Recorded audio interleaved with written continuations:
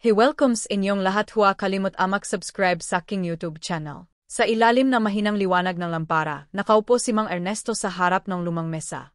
Hawak niya ang isang larawan, kupas na, halos punit, pero malinaw pa rin ang ngiti na isang batang lalaki roon. Tahimik lang siya, parang kinakausap ang alaala na hindi na bumabalik. Sa labas, umulan ng banayad. Ang tunog ng patak ng ulan ay parang musika ng nakaraan, sumasabay sa mabigat na buntong hininga na isang amang tila may dinadala. Babalik ka pa ba? Mahina niyang bulong na para bang may makakarinig.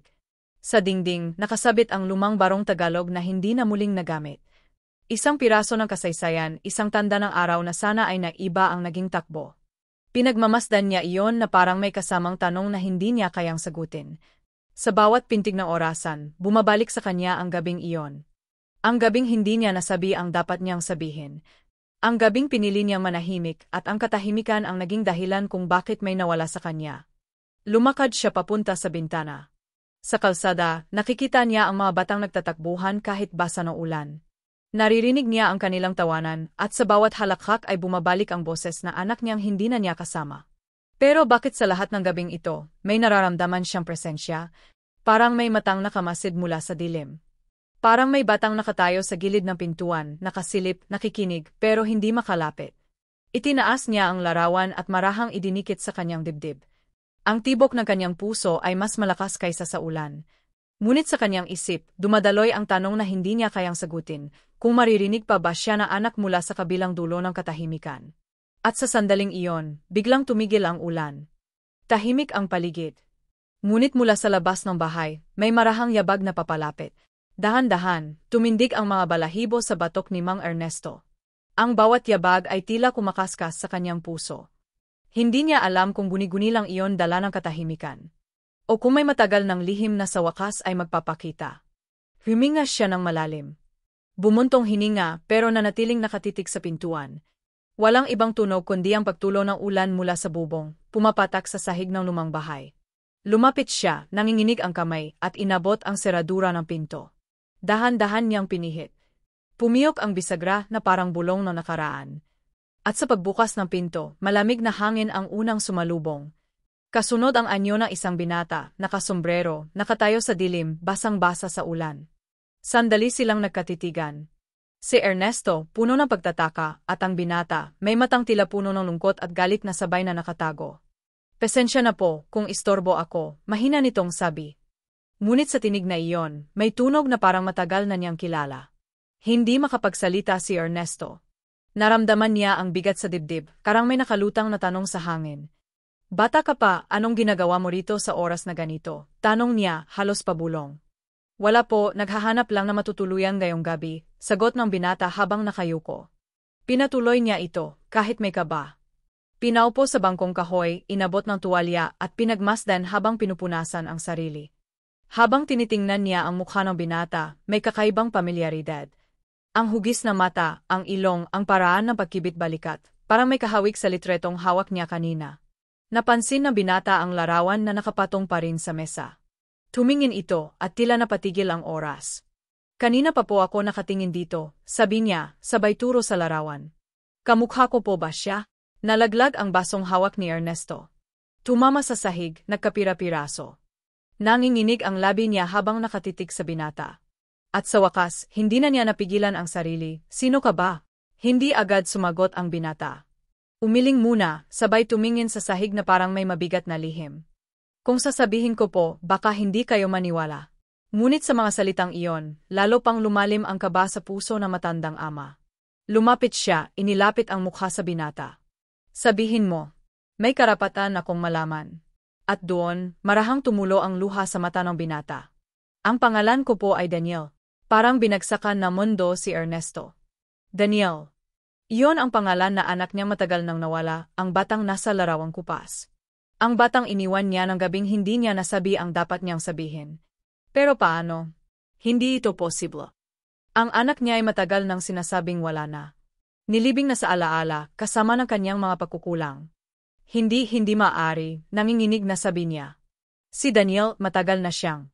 Hindi po ako patay, putol ng binata. Matigas, mariin, puno ng pait ang tinig. Pero para sa inyo, para sa lahat para na rin akong nawala. Nanginginig ang mga kamay ni Ernesto. Hindi niya alam kung yayakapin ba niya o itataboy ang binata.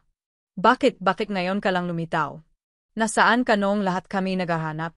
Tumawa na mapait si Daniel. Hinahanap? O tinakasan?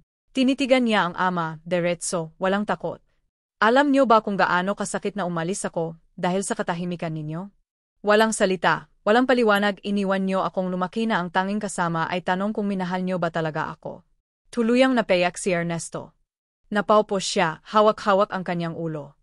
Anak, hindi ko alam kung paano ko haharapin noon ang lahat. Hindi niyo alam, mabilis na sagot ni Daniel. Samantalang ako, bata pa lang, alam ko na ang sakit na walang tatay na handang magsabi ng kahit isang salitang totoo. Sumabog ang katahimikan sa pagitan nila. Tanging tunog ng ulan at hagulgol ang bumalot sa lumang bahay. Sa bawat salita ng binata, tila isang sugat ang muling bumubukas sa dibdib ng matanda. Ngunit may isang tanong na mas matalim pa sa lahat. Bakit ka bumalik ngayon? Bulong ni Ernesto. Bakit ngayon, kung kailan halos wala nang natitira sa akin kundi alaala? Tumayo si Daniel, lumapit sa bintana at tumingin sa madilim na kalsada. Dahil may isang bagay akong kailangan malaman, sagot niya. Hindi ako bumalik para magpatawad. Bumalik ako para itanong bakit niyo ako iniwan sa gabing iyon. Nanginginig si Ernesto. Bumalik sa isip niya ang gabing iyon, ang sigawan, ang luha, ang desisyong manahimik kaysa magsalita ng katotohanan. At ngayon, nakaharap niya ang anak na matagal nang nawala, humihingi ng kasagutan na ni siya mismo ay hindi kayang sagutin. Lumapit siya sa binata. Inabot ang balikat nito, ngunit umatras si Daniel. Hindi sapat ang yakap, hindi sapat ang luha, sabi niya. Ang gusto ko ay sagot, Ama. Totoo ba na pinili ninyong mawala kaysa ipaglaban ako? Natigilan si Ernesto. Hindi niya kayang tumingin ng diretso sa anak. Hindi niya kayang sabihin ang totoo, pero hindi rin niya kayang magsinungaling muli. Kaya't sa katahimikan, ang lahat ng tanong ay nanatiling nakabitin sa hangin. Sa labas, muling bumuhos ang malakas na ulan. At sa bawat patak, parang sinasakal ang lumang bahay sa bigat ng nakaraan. Si Daniel, nakatayo, naghihintay ng kasagutan. Si Ernesto, nakaluhod, hawak ang larawang kupas na ngayon ay parang muling nabuhay sa harap niya. Ngunit bago pa man makapagsalita ang matanda, isang malakas na katok mula sa labas ang gumulantang sa kanila. 3 sunod-sunod na hampas sa pinto. Mabigat, mariin, parang may dalang panininggil mula sa nakaan. Nagkatinginan silang mag-ama, parehong natigilan. Ang mga mata ni Daniel ay kumikislap sa ilaw ng lampara, puno ng tanong at takot. Si Ernesto naman ay parang naipit sa pagitan ng nakaraan at kasalukuyan. 3 malalakas na katok muli ang bumasag sa katahimikan. Dahan-dahan siyang lumapit sa pinto, nanginginig ang mga kamay. Huwag niyo pong buksan, mabilis na sabi ni Daniel, tila may alam na siya na hindi kayang ipaliwanag. Bakit? Tanong na matanda, halos pabulong. Ngunit hindi sumagot ang binata, nakatitig lang sa pinto na para bang may multo sa likod nito. Isa pang malakas na katok. Parang kumakabog ang sahig, parang may bigat na gustong pumasok. Hawak ang seradura, huminga ng malalim si Ernesto. At nang sa wakas ay buksan niya ang pinto, walang tao roon. Tanging ulan, hangin at ang madilim na kalsada. Ngunit sa sahig, may isang maliit na kahon na iniwan. Lumuhod siya, pinulot iyon. Mabigat, luma, at may nakasulat na pangalan, Daniel. Napasulyap siya sa anak, nang gayoy nakatayo sa gitna ng silid, nanginginig. Hindi ko po alam na nandiyan pa pala yan, sabi ng binata, halos hindi marinig ang tinig. Binuksan nila ang kahon. Sa loob nito'y mga sulat na matagal nang hindi nabubuksan, mga liham na isinulat ng isang amang ngunit hindi kailanman naipadala. Nabasa ni Daniel ang unang sulat. Anak, kung sakali mang hindi ko masabing ngayon, sana balang araw, maintindihan mo na hindi ko pinili ang pananahimik, kundi natakot ako sa katotohanan. Natigilan siya, tumingin sa ama, at muling nagpatuloy sa pagbabasa. Isa-isa, bawat sulat ay puno ng mga salitang hindi nasabi, mga pangungusap na iniwan sa dilim ng kahapon. Humagulhol sa Ernesto. Lahat ng iyon sinulat ko, pero wala akong tapang na ibigay sayo. Si Daniel ay tahimik lang, pinupunasan ang luha habang hawak ang mga papel. Sa bawat letra, unti-unting bumabagsak ang peder ng galit na itinayo niya sa kanyang puso. Ngunit hindi iyon sapat para agad na mawala ang sugat. Lumapit siya sa ama, marahang ibinaba ang kahon sa mesa. Hindi ko po alam kung kaya kong patawarin kayong gayon, sabi niya, mabigat at totoo. Pero alam ko na hindi ko rin kayang umalis nang hindi dala ang mga salitang ito. Hinawakan siya ni Ernesto sa kamay, mahigpit, nanginginig. Hindi ko hinihingi ang kapatawaran gayon, ang hiling ko lang, bigyan mo ako ng pagkakataon na makabawi, kahit sa huling bahagi ng buhay ko. Tahimik ang silid, tanging ulan ang umaawit mula sa labas. Si Daniel, nakatitig sa mga mata ng ama, parang sinusukat kung gaano pa kalalim ang sugat at kung kaya pa itong gamutin. At sa pagitan nilang dalawa, ang kahon ng mga liham ay nananatiling tulay ng mga salitang huli na, ngunit totoo. Biglang kumulog sa labas, dumagundong ang langit. Napapikit si Ernesto, at sa kanyang dibdib, mariin niyang hinapit ang larawan ng batang matagal na niyang iniyak. Si Daniel naman ay marahang humakbang palapit, hindi pa yakap, hindi pa lubos na paglapit, pero sapat na para ipakitang may puwang pa ang susunod na hakbang. At sa sandaling iyon, humupa ang ulan. Ang katahimikan ay muling bumalot sa lumang bahay. Isang katahimikan na hindi na puno ng takot, kundi na tanong kung may bukas pa silang dalawa na maaaring pagtagpuin. Sa unang pagkakataon matapos ang mahabang taon, naupo silang magkatabi sa lumang mesa. Tahimik lamang, ngunit hindi na iyon katahimikan ng takot. Bagkus, isang pahinga matapos ang mahabang pagod ng mga pusong sugatan. Kinuha ni Daniel ang isa sa mga liham, pinunit ang sobre, at marahang binasa ng malakas. Habang dumadaloy ang mga salita, dahan-dahang sumasabay ang tibok ng kanilang puso sa isang ritmo. Si Ernesto, nakikinig na may luha sa mata, at si Daniel, nagbabasa na parang unti-unting inaalis ang bigat na matagal niyang dala. Natapos ang pagbasa. Sandali silang nagkatitigan. Walang salitang lumabas, ngunit sapat na ang tingin upang ipahiwatig na nagsisimula na ang isang paghilom. Tumayo si Daniel, lumapit sa bintana, at tumingin sa kalangitan.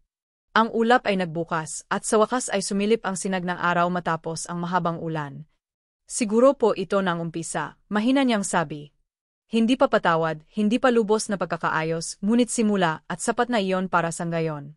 Lumapit si Ernesto, dahan-dahan, at sa unang pagkakataon ay muling nahawakan ang balikat na anak.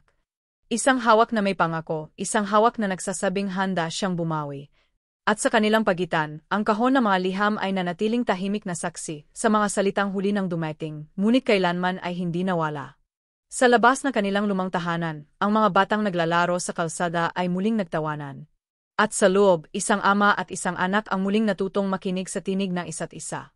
Hindi pa ito katapusan ng kanilang sugat, ngunit ito ang unang hakbang tungo sa panibagong landas na magkasama nilang tatahakin.